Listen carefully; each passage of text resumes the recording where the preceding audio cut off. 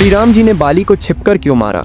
इसके पीछे का सबसे बड़ा कारण हनुमान जी ही थे। आखिर ऐसा क्या हुआ था कि श्री राम जी को बाली को छिपकर मारना पड़ा? और क्या श्री राम जी भी डरते थे कि अगर वो बाली के सामने गए तो बाली उनकी आधी शक्ति हर लेंगे और कहीं बाली उन्हें हरा न दे? और इस कहानी में हम ये भी जानेंगे कि क्या हुआ जब बाली ने हनुमान जी को युद्ध के लिए ललकारा। तो चलिए शुरू करते हैं आज की कहानी। कथा में आगे बढ़ने से पहले बाली के बारे में कुछ बातें आपको जान लेना चाहिए। कथाओं में ऐसा कहा गया है कि बाली इंद्र के धर्मपुत्र थे और इंद्रदेव से ही उन्हें एक अजेय माला मिली थी जिसे पहनकर बाली की शक्तियां 1000 गुना बढ़ जाती थीं।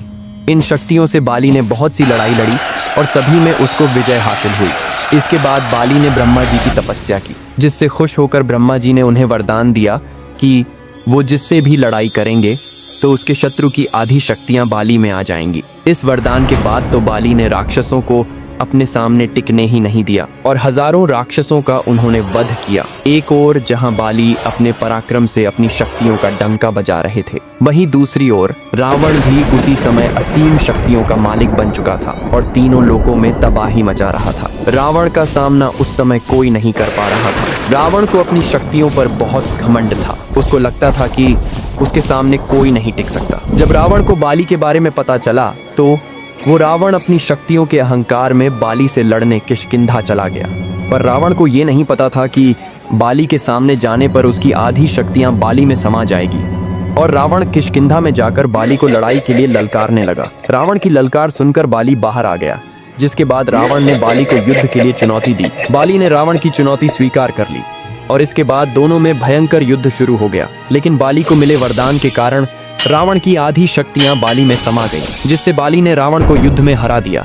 इसके बाद बाली ने रावण को अपना बंदी बना लिया। रावण से जीतने के बाद बाली को अपनी शक्तियों पर बहुत ज्यादा घमंड हो गया था और अपनी ताकत दिखाने के लिए रोज रावण को अपनी बगल में लेकर घूमने जाने लगा। इसके बाद रावण ने बाली से माफी मांगी और दोनों के बीच मित्रता हो गई। लेकिन इसके बाद बाली का घमंड आसमान छूने लगा। एक दिन बाली अपनी शक्ति के घमंड में चूर जंगलों में घूम रहा था और पेड़ पत्थरों को उखाड़ उखाड़ कर फेंक रहा था। उसी जंगल में हनुमान जी श्री राम जी का जप कर रहे थे। जब बाली हनुमान जी के पास पहुंचे तो उन्होंने हनुमान जी से कहा कि क्या पूरे दिन राम नाम जपता है? राम नाम को छोड़कर अपने राजा बाली का जप करो। हनुमान जी ये सुनकर मंद मंद मुस्कुराए और वापस अपनी भक्ति में लीन हो गए। ये देखकर बाली को बहुत गुस्सा आया। बाली ने हनुमान जी से कहा कि मैं तुम्हारे राम से ज्यादा शक्तिशाली हूँ और कहा कि अगर तुम्हारे राम मेरे सामने आ जाए तो मैं उन्हें भी हरा सकता हूँ। जब तक बात खुद पर थी तब तक हनुमान जी ने कुछ नहीं कहा, लेकिन जब बात उनके प्रभु पर आई तो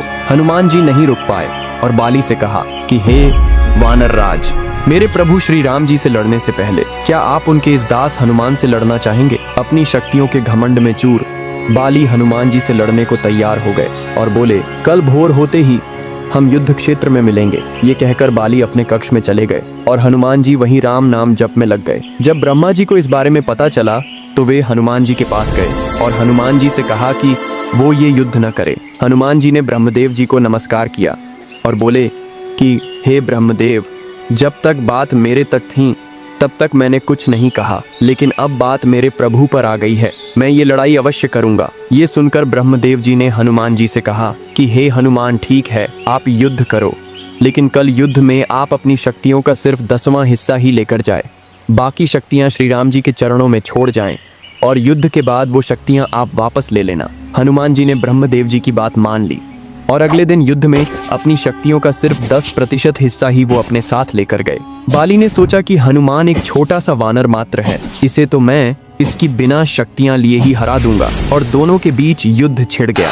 हनुमान जी जब लड़ाई में विजयी होने लगे तो बाली ने हनुमान जी की आधी शक्तियां लेने का आह्वान किया और जैसे ही हनुमान जी की शक्तियां बाली में जाने लगी तो बाली का शरीर धीरे धीरे विशालकाय होने लगा। बाली समझ नहीं पा रहा था कि ये क्या हो रहा है।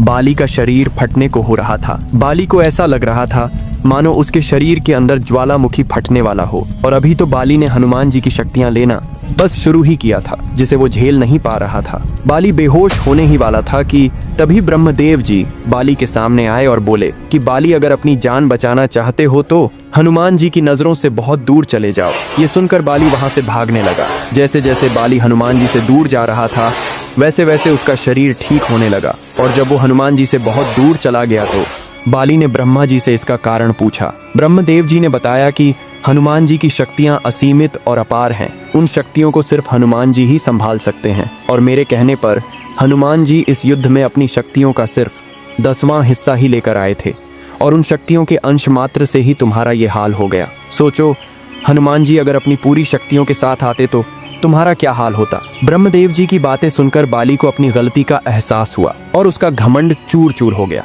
इसके बाद बाली ने हनुमान जी से माफी मांगी और हनुमान जी से कहा कि हनुमान जी, आपके अंदर असीमित शक्तियां हैं, लेकिन फिर भी आप इतने शांत कैसे रहते हो। और ये कहकर बाली हनुमान जी से माफी मांगने लगे। हनुमान जी ने कहा कि अगर माफी मांगनी ही है तो प्रभु श्री राम जी से मांगिए, मैं तो उनका एक छोटा सा भक्त हूँ। और ये कहकर हनुमान जी ने बाली को अपने गले लगा लिया। इसके बाद बाली श्री राम नाम का जयकारा लगाने लगे और ये युद्ध शुरू होने से पहले ही खत्म हो गया। अब बात करते हैं श्री राम जी ने बाली को छिपकर क्यों मारा। दरअसल इसके पीछे के कुछ तथ्य रामायण में लिखित है। श्री राम जी सुग्रीव को अपना मित्र बना चुके थे और उन्हें वचन दे चुके थे कि वो बाली का वध अवश्य करेंगे, क्योंकि बाली के पापों का घड़ा भर चुका है और क्षत्रिय होने के नाते उनको ये आदेश था कि अगर कहीं भी कोई पाप करता है तो पापियों को दंड अवश्य दिया जाए। बाली ने सुग्रीव को अपने राज्य से निकालकर सुग्रीव की पत्नी रोमा पर जबरन अपना हक जमा लिया था, जिसकी सजा सिर्फ मृत्यु थी।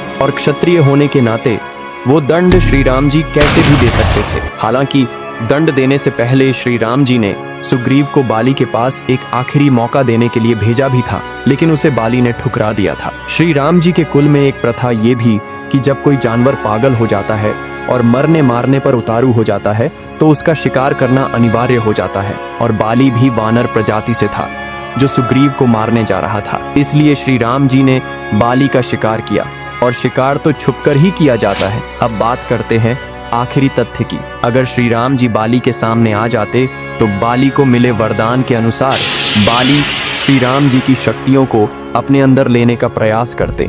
और जैसा कि आप सब जानते हैं कि श्री राम जी के भक्त हनुमान जी की क्षण भर शक्तियों से बाली का शरीर फटने को हो गया था, तो श्री राम जी तो स्वयं नारायण भगवान थे और अगर ऐसा होता तो बाली उसी वक्त मर जाता। ब्रह्मा जी के वरदान की लाज रखने के लिए श्री राम जी ने बाली को छिप कर मारा था। तो बोलो जय श्री राम।